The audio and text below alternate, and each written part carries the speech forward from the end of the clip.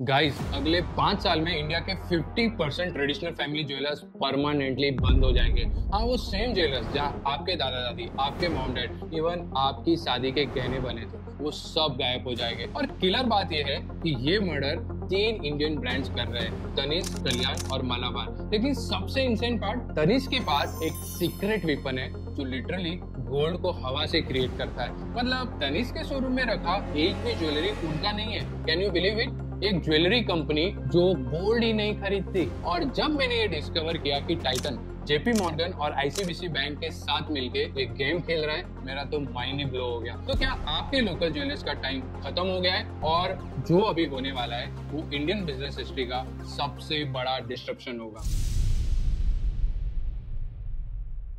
Guys, jewellery industry में एक graveyard है, सीरियसली। पीसी ज्वेलर्स जो कभी 8,460 करोड़ का एम्पायर था, आज सिर्फ 5,000 करोड़ पे स्ट्रगल कर रहा है। 41% क्रैश। और गीतांजलि, वो तो कंप्लीट डेड हो गया, बैंकरप्सी फाइल कर दी। नीरव मोदी का पीएनबी स्कैम याद है ना? 14,000 करोड़ का फ्रॉड, पूरा empire collapse. TBZ, Tribhovandas Bhimji Zaveri, एक और लेजेंडरी नेम, स्कैंडल्स में फंसा हुआ, स्टॉक प्राइसेस 80% गिर गया। और गाइस, ये सिर्फ बिग नेम्स की बात नहीं है। आपके लोकल फैमिली ज्वेलर्स जो 3 जनरेशन से चले आ रहे हैं, उनका हाल तो देखो। गोल्ड पे जीएसटी आया, हॉल मार्किंग मैंडेटरी हो गया, गोल्ड प्राइसेस 1,20,000 पर 10 ग्राम से ऊपर हो गए, स्मॉल ज्वेलर्स का ऑक्सीजन ही कट हो गया। लेकिन, और ये लेकिन बहुत इंपॉर्टेंट है, इंडियन ज्वेलरी मार्केट आज 7,30,000 करोड़ का है और 2030 तक 11 लाख करोड़ का हो जाएगा।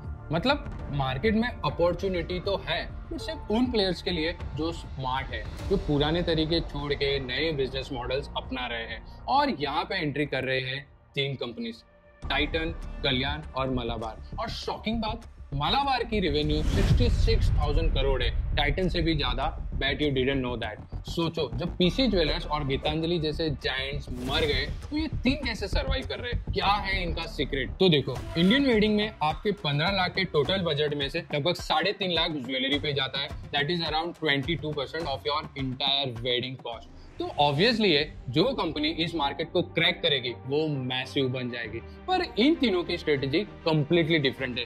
एक कंट्रोल फ्रीक है, एक स्पीड डेमन है और एक पब्लिक आर्मी बन रहा है। और जब मैं इनके बिजनेस मॉडल समझाऊंगा, आपका माइंड ब्लो हो जाएगा कि कितने जीनियस टैक्टिक्स यूज करते हैं ये लोग। देखो, फर्स्ट आर्मी है तनिष्क का फोको मॉडल। तनिष्क टाटा की कंपनी है और इसका बिजनेस टाइटन के अंडर आता है। टाइटन का फिलॉसफी सिंपल है, सब कुछ मेरा है। कंपनी ओन, कंपनी ऑपरेटेड, मतलब हर स्टोर, हर एम्प्लॉय, हर डिसीजन सब टाइटन कंट्रोल करता है। 937 स्टोर्स है टाइटन के ऑल अक्रॉस ब्रांड्स। उसमें से 479 तनिष्क के, 272 कैरेट लेन के, 178 मिया। और साल के 40-50 न्यू स्टोर्स ओपन करते हैं।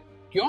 क्योंकि each store needs 30 to 40 crore investment. सिर्फ इन्वेंट्री में 25-30 करोड़ लगता है। भाई, इतने पैसे में तो एक छोटा मॉल बन जाए। इनका रेवेन्यू पर स्टोर देखो, तनिष्क एवरेज 66.5 करोड़ रेवेन्यू करता है। Impressive, right? Wait till you hear about Kalyan jewellers number. और एडवांटेज क्या है इस मॉडल के? क्वालिटी कंट्रोल अच्छे से होती है, कस्टमर को गलत माल नहीं बेचा जा सकता। In short, happy customer. लेकिन सेकेंड आर्मी इज कल्याण का FOCO model. This is game changer. Franchise own, company operated, मतलब कोई और पैसा लगाए, कल्याण कंट्रोल करे।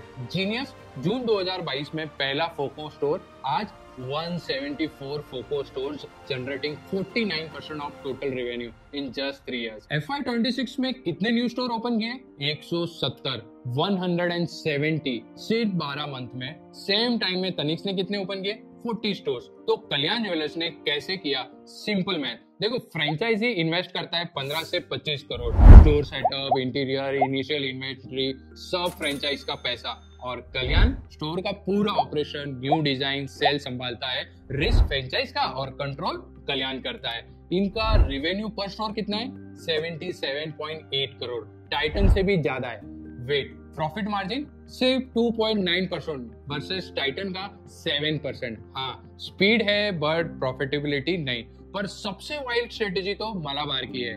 थर्ड आर्मी, मालाबार का कोऑपरेटिव मॉडल। गाइस, ये मॉडल लिटरली यूनिक है। 4,700 plus investors partner, 100 plus operating companies एक ब्रांड के अंडर। जी हाँ, बेसिकली इनके जब कोई लोकेशन में स्टोर ओपन करना होता है ना, फॉर एग्जांपल मुंबई के अंदर ही में इन्हें कोई स्टोर ओपन करना है, तो ये वहाँ के लोकल बिजनेसमैन को इनवाइट करते हैं इन्वेस्टमेंट के लिए। सेम लाइक आईपीओ, मतलब मालाबार के हर स्टोर के ओनर्स डिफरेंट है, ब्रांड ऑपरेशन संभालती है और प्रॉफिट शेयर करती है इन्वेस्टर्स के साथ। Result 66,000 crore revenue, Tanishq jewellery division 50,000 crore और Kalyan 25,000 crore. Malabar is the biggest jewellers, 400 plus showroom across 13 countries, 80% stores international है। दुबई में 120 प्लस स्टोर्स है। लेकिन गाइस, ये तो सिर्फ सरफेस लेवल स्ट्रेटेजी है, असली खेल तो टाइटन का गोल्ड सोर्सिंग में है। आपको यकीन नहीं होगा कि विदाउट बाइंग गोल्ड कोई गोल्ड ज्वेलरी बिजनेस कर सकता है। ऐसी फाइनेंशियल इंजीनियरिंग पॉसिबल है। देखो, नॉर्मल ज्वेलर्स क्या करता है, दुकान के सेल्फ में डिजाइनर ज्वेलरी रखनी है तो पहले 100 तोला गोल्ड चाहिए, राइट? पहले खरीदो, फिर कस्टमर का वेट करो, कस्टमर नहीं आया, पैसा फंस गया, बैंक लोन पे इंटरेस्ट चल रहा है 10 to 12% का। तो भाई टाइटन क्या डिफरेंट करता है? Step 1, ICBC standard bank, JP Morgan जैसे बुलियन बैंक से गोल्ड लीज करता है। स्टेप 2, इंटरेस्ट सिर्फ 1.5 to 2% पर एनम बस। स्टेप 3, कस्टमर ने ऑर्डर दिया तब गोल्ड को ज्वेलरी बनाओ। स्टेप 4, कस्टमर ने पेमेंट किया, इमीडिएटली लीज पे लिया हुआ गोल्ड खरीद दो। देखो एग्जांपल से समझो, माइंड ब्लोइंग कैलकुलेशन है ये। Kalyan jewellers 100 kilo gold inventory hold करना is equal to 120 crore block. Interest cost 15%, मतलब 18 करोड़ पर ईयर इंटरेस्ट लगता है। वैसे टाइटन में क्या होता है, सेम 100 किलो गोल्ड भाड़े पे ले लेते हैं, उस पे 0 capital block, lease cost at 2%, तो सिर्फ 2 करोड़ 40 लाख पर ईयर में काम हो जाता है। मतलब 15 करोड़ की सेविंग पर 100 केजी। और टाइटन के पास कितना गोल्ड है? Tons of gold, literally tons. Imagine the advantage. लेकिन ये लीज कैसे मिलता है और क्या आप में ये कर सकते हैं? नहीं। और यहाँ आता है ब्रूटल रियलिटी, ये गोल्ड लीज सिर्फ मैसिव कंपनीज को मिलता है। क्यों? क्रेडिट रेटिंग चाहिए, AAA rated, banking relationships decades old, volume minimum tons में खरीदना पड़ता है। टाटा ग्रुप का ट्रस्ट फैक्टर होता है। स्मॉल ज्वेलर्स क्या करेंगे, वो तो बेचारे मर जाएंगे ना। बैंक लोन 12 to 18% पे, gold price fluctuating risk, working capital pressure, triple attack. अब एग्जांपल देखो, कैरेटलैंड तनिष्क की ब्रांड है, राइट? ऑनलाइन ऑर्डर आया, इंस्टेंटली गोल्ड लीज एक्टिवेट कर दिया, ज्वेलरी बनाओ, डिलीवर करो, 2 दिन में साइकिल कंप्लीट। ट्रेडिशनल ज्वेलर्स का क्या होता है, 2 महीने का इन्वेंट्री होल्ड करना पड़ता है। तो बेसिकली टाइटन ने गोल्ड को सॉफ्टवेयर बना दिया, on demand access pay use करो। Now reality check moment. Q2 FY26 में क्या हुआ? गोल्ड बायर्स 11% ड्रॉप हो गए, बट टाइटन रेवेन्यू 19% ग्रो हुआ। कैसे? Less gold, more margin, lease advantage fully utilise, premium pricing का पावर भी है। Small jewellers blood bath, no customer, inventory piled up, loan interest eating profits. और ये सिर्फ फाइनेंशियल इंजीनियरिंग नहीं है भाई, ये फ्यूचर है। जब government gold spot exchange launch करेगी, जो प्रपोजल स्टेज पे है, और ज्वेलर्स मरेंगे क्योंकि ट्रांसपेरेंसी बढ़ेगी, मार्जिन कॉम्प्रेस हो जाएगी, सिर्फ एफिशिएंट प्लेयर्स बचेंगे। Titan basically playing 3D chess while others playing ludo. लेकिन डिजिटल रिवॉल्यूशन में ये ट्रेडिशनल एडवांटेज काम करेगा? मतलब वॉर जो आपके फोन स्क्रीन पे लड़ी जा रही है, डिजिटल ज्वेलरी रिवॉल्यूशन। ट्विस्ट ये है, 3 ब्रांड्स, 3 कंप्लीटली डिफरेंट अप्रोचेस। पहले समझो मार्केट का स्प्लिट। देखो, wedding jewellery 70% of total market है इंडिया में। 10 मिलियन वेडिंग्स हर साल इंडिया में होती है, और बाकी का 30% डेली वेयर लाइक गिफ्टिंग और फैशन ज्वेलरी। और ये 30% कंट्रोल करता है जेनजी कस्टमर, जो ऑनलाइन ऑर्डर कर देता है। और इस सेगमेंट में भी टाइटन की ब्रांड कैरेटलैंड क्रिटिकल रोल प्ले कर रही है। देखो 2016 में इस स्टार्टअप को अक्वायर्ड किया था टाइटन ने। इसकी रेवेन्यू जर्नी बड़ी दिलचस्प है।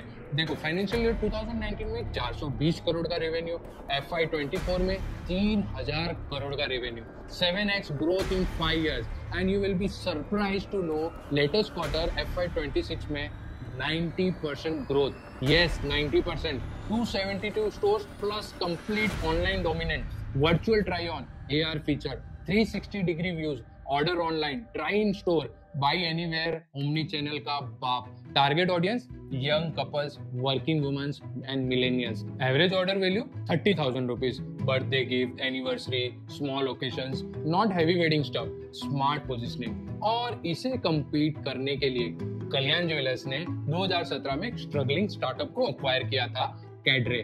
2025 में रेवेन्यू कितना है इसका? 164 crore only. CaratLane is doing 3,000 crore versus Candere 164. That's 19 times difference, boss. Customer review 2.6 out of 5 stars. You will find reviews like fraud, nightmare services, 50k extra from local shops. CEO Ramesh Kalyanaraman का statement सुन के shock होगा। वो बोलते हैं, I don't see online replacing offline ever in our sector. Ever? भाई जैन जी को ये मत बताना। कल्याण का logic, high ticket emotion purchase needs trust. Screen पे 5 लाख का नेकलेस कौन खरीदेगा? आप कमेंट में बताओ, आप खरीदोगे कि नहीं। चलो अब देखते हैं brutal ground reality. Q2 FY26 result just drop और पिक्चर क्रिस्टल क्लियर हो गया है कि कौन जीत रहा है और कौन मर रहा है। लेटेस्ट क्वार्टर का shocking data Titan Q2 FY26 result में ऑफिशियली बताया है कि उनके गोल्ड ज्वेलरी बायर्स 11% डिक्लाइन हुए हैं। सो ट्रेडिशनल स्मॉल ज्वेलर्स की भी हुए होंगे, राइट? बट फिर भी टाइटन ओन ब्रांड तनिष्क का रेवेन्यू सेम पीरियड में 19% प्लस ग्रो हुआ है। कैसे?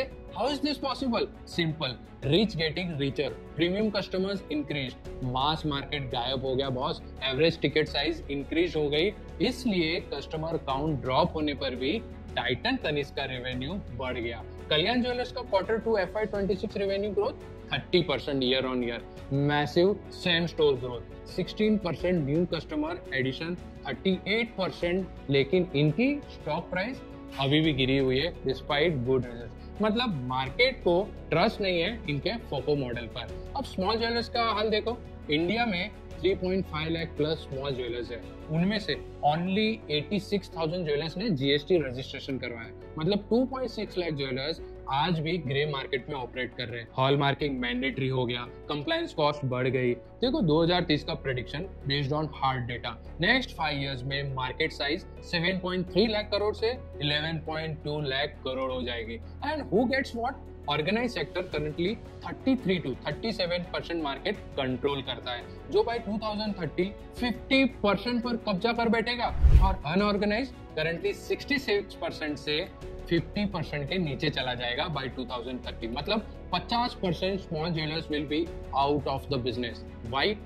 Triple attack. First, customer trust. देखो लोकल ज्वेलर्स ने भी कोई कम काम नहीं किए। प्रीवियसली 24 कैरेट्स के पैसे लेकर 18 कैरेट चिपका देते थे। अब खुलासा हो रहा है, इसलिए बड़े ब्रांड्स पर विश्वास बढ़ रहा है। सेकेंडली, इन्वेस्टमेंट कैपेसिटी, बड़े कंपनीज को मैच नहीं कर सकते, right? And digital presence, traditional jewellers की जीरो ऑनलाइन कैपेबिलिटी है डिजिटल प्रेजेंस करने की। अगर तुम्हारी शादी 2030 तक प्लान्ड है तो हाई चांसेस है कि पूरी शादी का बजट एटलीस्ट 20 लाख होगा, उसमें jewellery spend at least 4 to 5 lakh का होगा, और तुम तनिष्क, कैरेटलाइन, कल्याण या फिर कोई ब्रांड से ही खरीदोगे। Then who is the loser? 1.5 lakh small jewellers out of business, कारीगर्स जिनकी जॉब स्मॉल कारखाने से शिफ्ट होकर फैक्ट्रीज में हो जाएगी। ट्रेडिशनल क्राफ्टमैनशिप है वो एआई इनेबल्ड मास प्रोडक्शन में तब्दील हो जाएगी। तो गाइस, ये था इंडिया के ज्वेलरी मार्केट का बिगेस्ट ट्रांसफॉर्मेशन। ट्रेडिशनल ज्वेलर्स का द एंड और ऑर्गेनाइज्ड प्लेयर्स का गोल्डन एरा। दोस्तों, मेरा नाम है प्रकाश,